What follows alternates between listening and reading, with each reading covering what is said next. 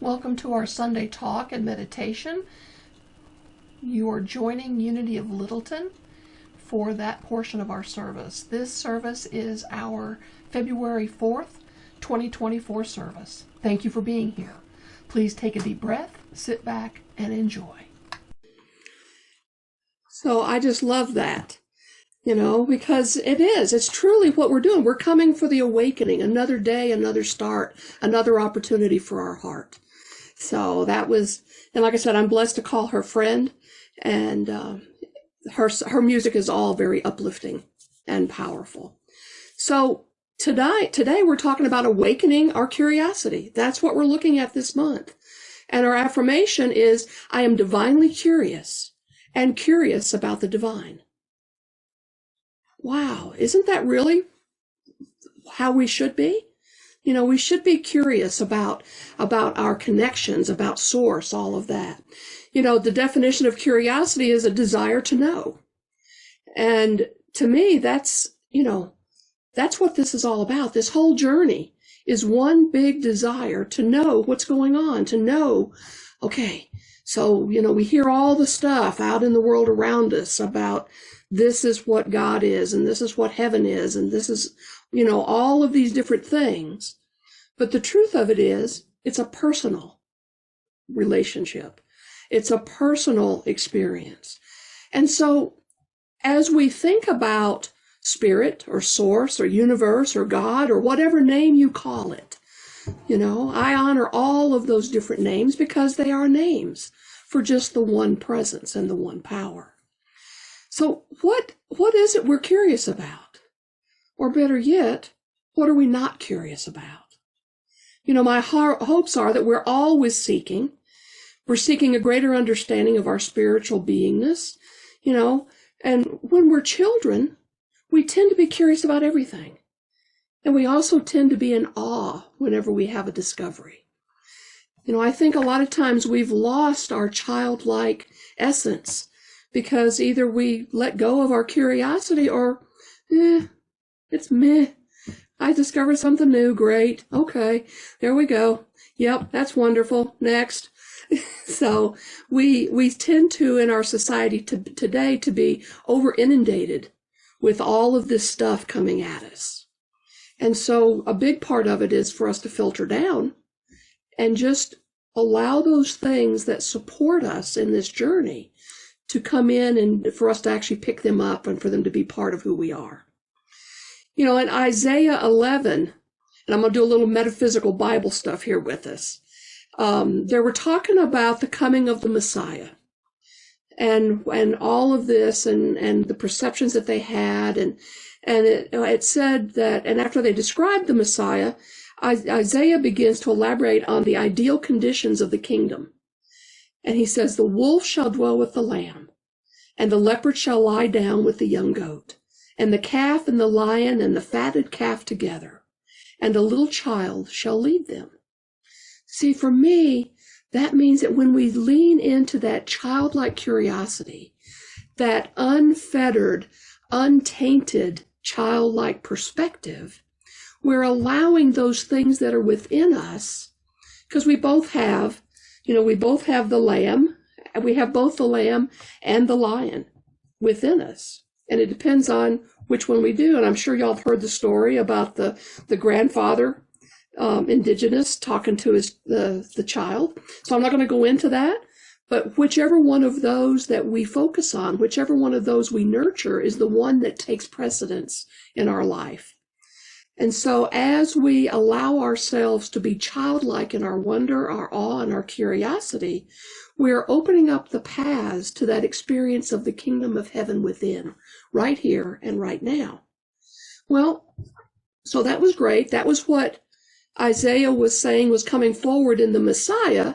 And truly, when we can lean into that balancing of all that is within us and putting it into the perspective of our divinity, we are enabling the Messiah, our salvation. The salvation for us is that awakening to our indwelling Christ consciousness, to our divine consciousness. That is how we look at salvation in unity. that it's not about someone on a cross or a great sacrifice in that way, but it is about the teachings that we had to show us.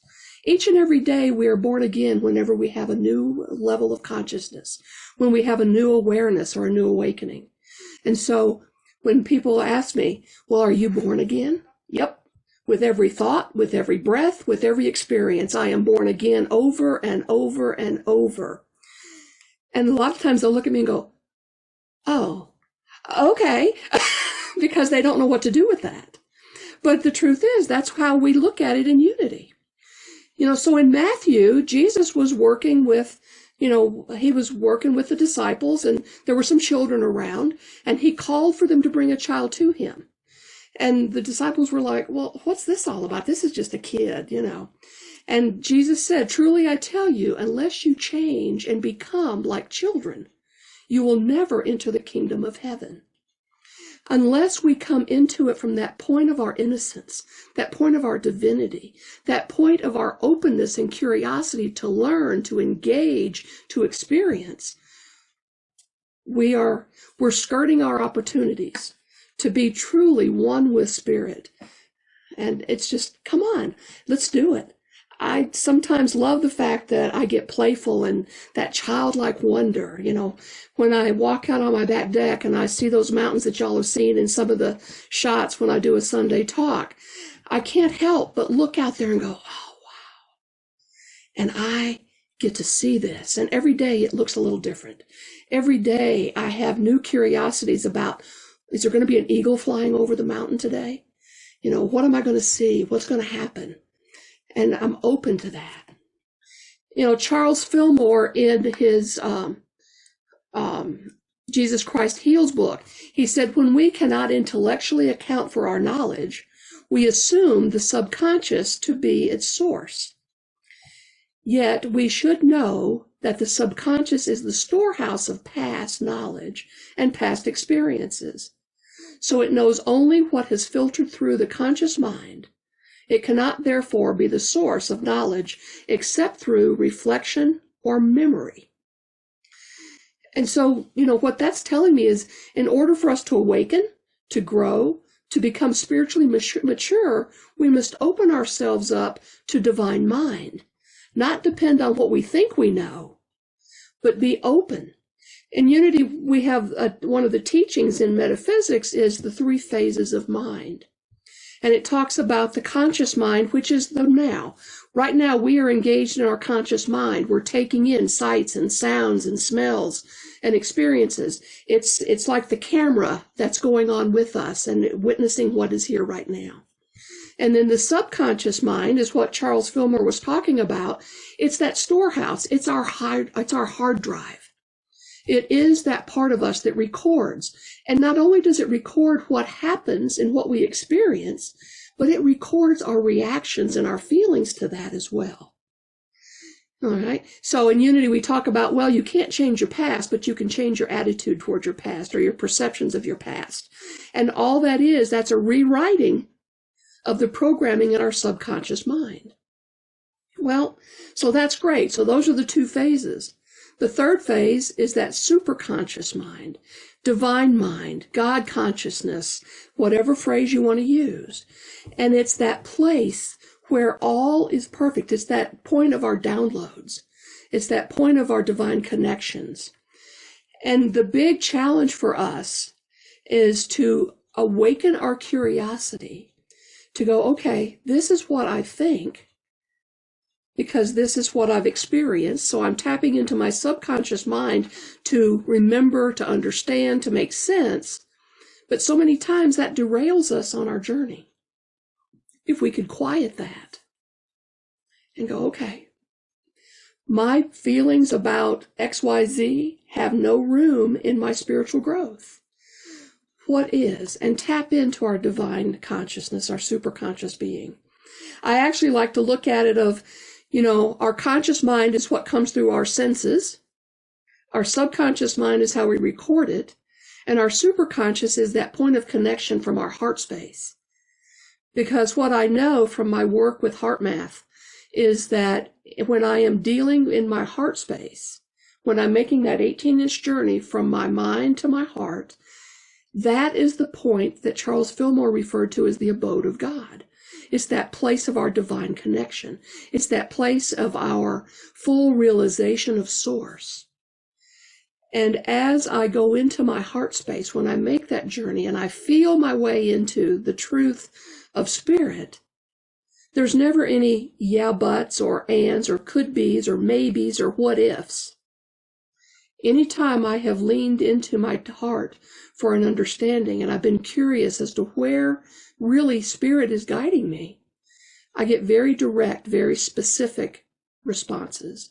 There's no room when you're in the realm of the superconscious or in the realm of divine mind for the yeah buts or the what ifs.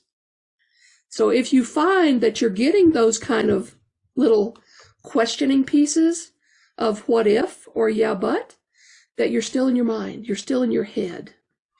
You know, I heard a guy one day, there is a gentleman named Leonard Jacobson, and he does this one-man act of liberating Jesus. And he talks about how, and he's portraying Jesus that is coming now and is talking to us about all of the things that went on.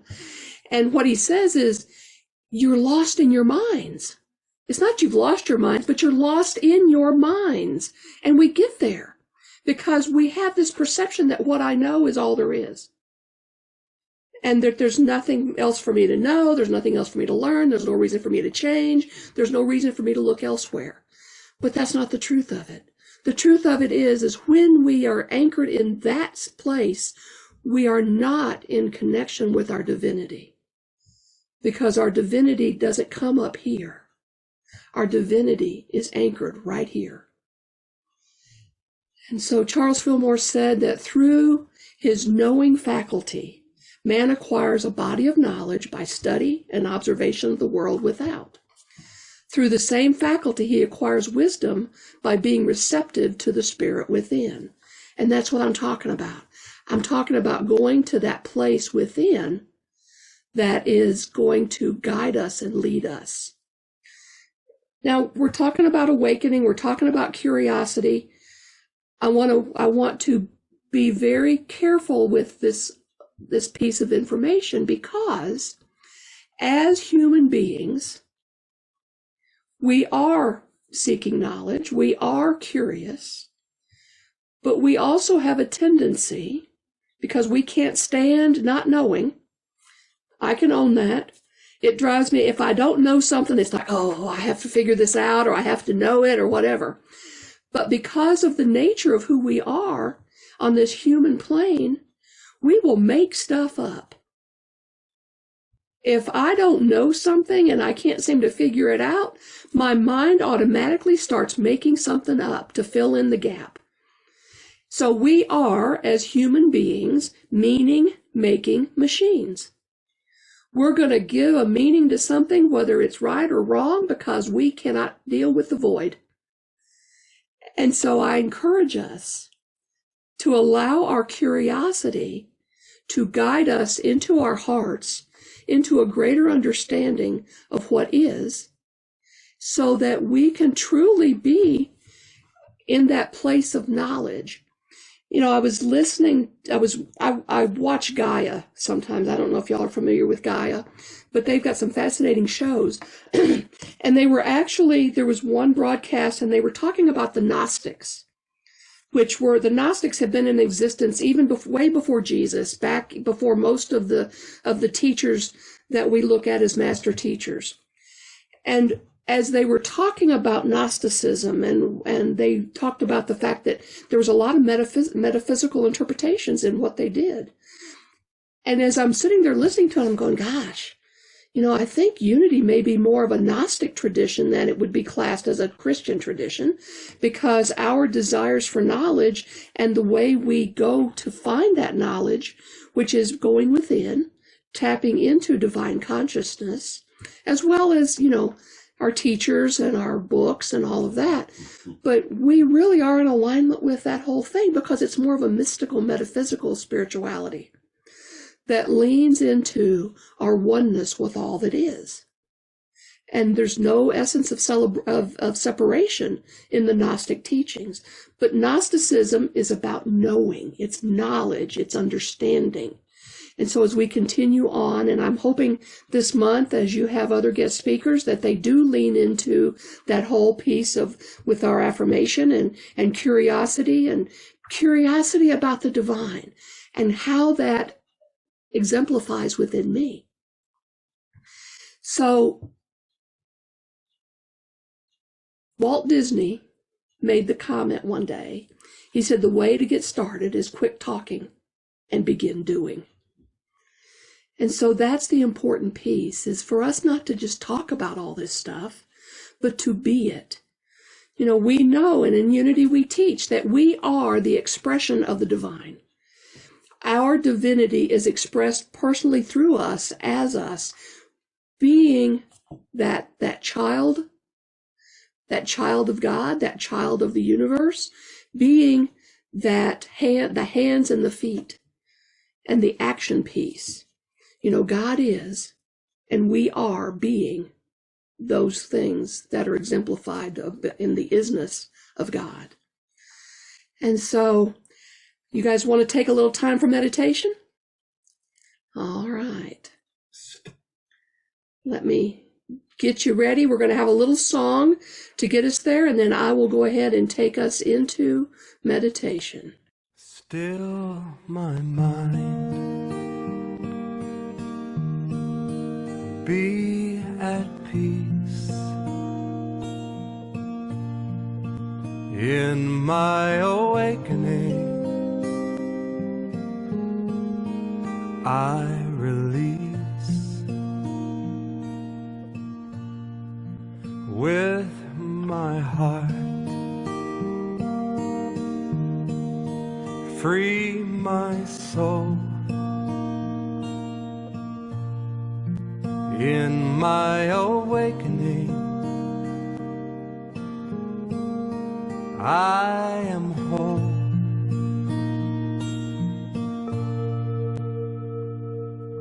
Om Shanti Om Shanti Om Shanti Om Shanti Om Shanti Om Shanti.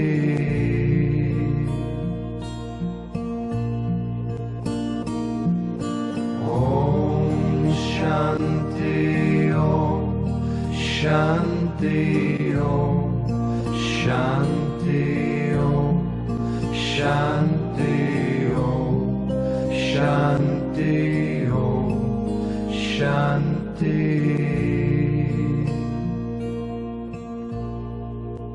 As I love and as I give, in my awakening, I choose to live. Give me strength, shine your light in my awakening. Be with me tonight.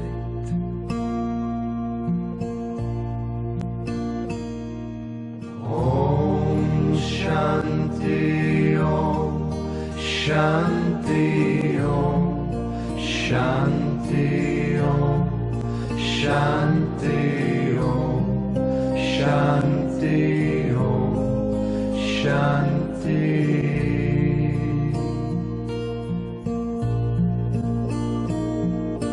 Om Shanti Om Shanti Om Shanti Om Shanti Om Shanti Om Shanti.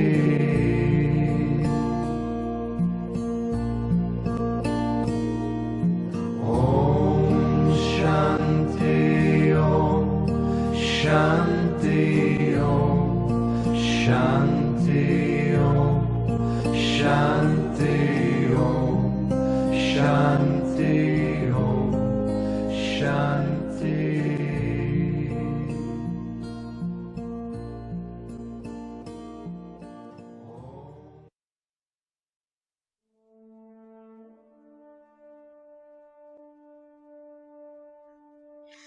And so as we are in this moment of connection, heart to heart, as we connect with the heart of Source, Divine Mind, we do so in gratitude for all that is and all that is becoming. We breathe into the truth of who we are in this moment, knowing that we are the beautiful, divine children of Source, children of the universe, ever expanding, ever growing, ever becoming aware of our perfection in spirit. In this moment, we are grateful. We are grateful for the truth, the teachings that we call unity. We are grateful for the teachings of the world that empower us to begin and to continue to awaken. Awaken to that essence of pure divine love. Awaken to that essence of knowing the beauty, knowing the love, the compassion, the joy that is available to us. And we invite in that wonder, that childlike essence of curiosity of spirit. And as we are curious, we allow ourselves to feel into our truth and to be one with Source, one with each other, one with all creation. We allow ourselves to anchor that for a few moments as we allow the music to carry us through a time of silence.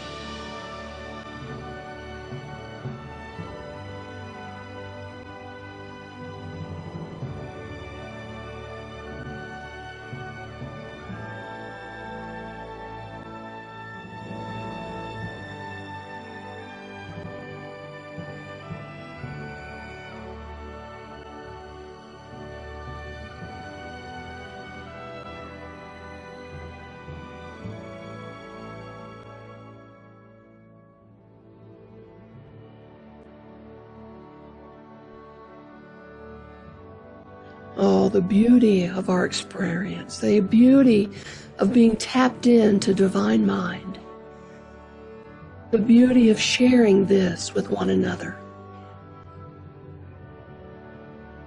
And so as we close out this time of divine connection, meditation with each other, we do so with our heart speaking the leaps and bounds of gratitude. And so it is. Amen. So we thank you for viewing our service of February 4th, 2024.